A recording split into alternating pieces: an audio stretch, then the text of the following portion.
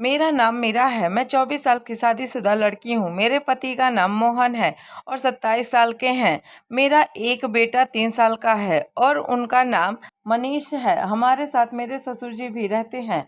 उनका नाम आशीष है और वो 53 साल के हैं, पर बहुत फिट हैं, रेगुलर एक्सरसाइज करते हैं और अपनी बॉडी का ध्यान रखते हैं। मेरी सासू माँ का नाम निहारिका था, जो अब नहीं है। उनको कैंसर था। पापा और हम सब ने अपने आप को बड़ी मुश्किल से संभाला। मोहन शुरू में बहुत परेशान रहे, पर अपने आप को संभाल लिया ताकि वो अपने पिता को संभाल सके। धीरे धीरे सब ठीक हो गया और दिन निकलने लगा, पर कुछ महीनों से ऐसा लग रहा था कि मोहन कुछ कहना चाह रहे थे, पर बता नहीं पा रहे थे। वो अक्सर काम के लिए बाहर रहते हैं। महीने में 15-20 दिन बाहर ही रहते हैं। कुछ दिनों से मोहन पापा के सामने ही मुझे छूने लगते थे।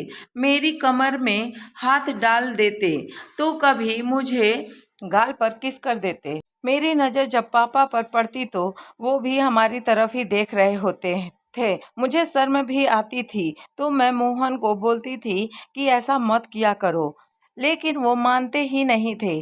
फिर एक दिन मोहन ने मुझे और पापा को लिविंग रूम में बुलाया और कहा कि एक बात करनी थी उनको। तब तक मैंने मनीष को सुला चुकी थी। जब से मेरी सास नहीं रही थी, पापा मनीष को अपने साथ ही सुला लेते थे।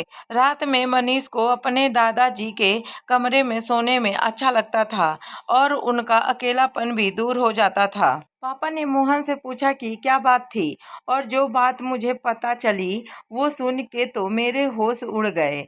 मेरे पति ने हमसे बताया कि उनका अफेयर चल रहा था अपने बॉस की बीवी के साथ, और बॉस की रजामंदी से मोहन ने हमसे माफ़ी भी मांगी कि उन्होंने जो किया वो नहीं करना चाहिए था, पर अब वो ये सब बंद नहीं कर पाएंगे। मोहन बोला, मीरा, मैं जानता हूँ कि तुम्हें बहुत बुरा लग रहा है, पर मैं ये चाहता हूँ कि तुम भी अपनी ज़िंदगी के मज़े लो।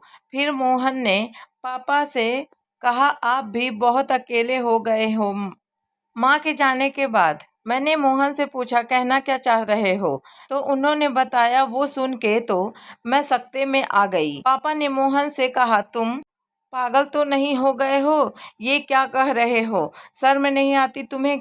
ये कहते हुए मोहन बोले, इसमें कौन सी शर्म आने वाली बात है? आजकल तो सब करते हैं, और मैंने तो सिर्फ आप दोनों का अकेलापन दूर करने चाहता हूँ।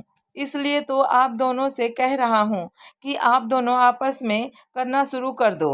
मोहन, वैसे भी मैं बहुत दिनों के लिए बाहर रहता हूँ। मनीष भी पापा के कमरे में ही सोता है।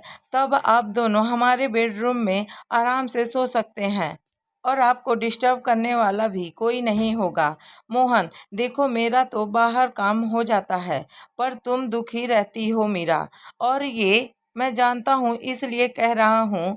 देखिए, मैं आप दोनों को कुछ भी करने को फोर्स नहीं करूँगा, पर इस बारे में एक बार ज़रूर सोचना। इसके बाद मैं और मोहन बेडरूम में आ गए।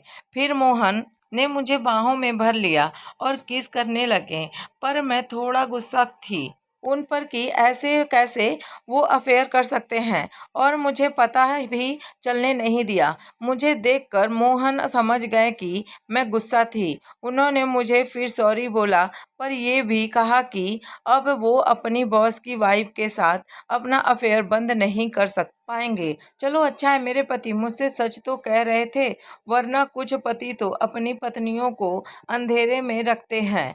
फिर मैंने सोचा, अगर मोहन चाहते हैं कि मैं पापा के साथ और अपनी इच्छा पूरी करूं, तो फिर इसमें गलत भी क्या था? मोहन बोले, क्या सोच रही हो?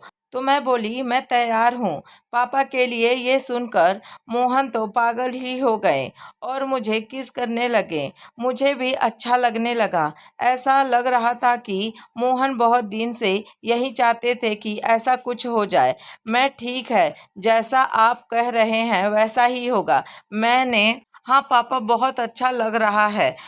मोहन, मीरा तुम कितनी अच्छी बहू हो, अपने ससुर को कितना अच्छी तरह से ध्यान रख रही हो।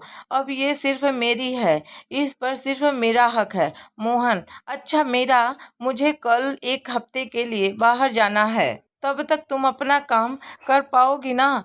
मैंने खुद कोशिश पूरी करूंगी, पर आपके आने तक ये सब नहीं हो पाया तो आपको मेरी हेल्प करनी होगी।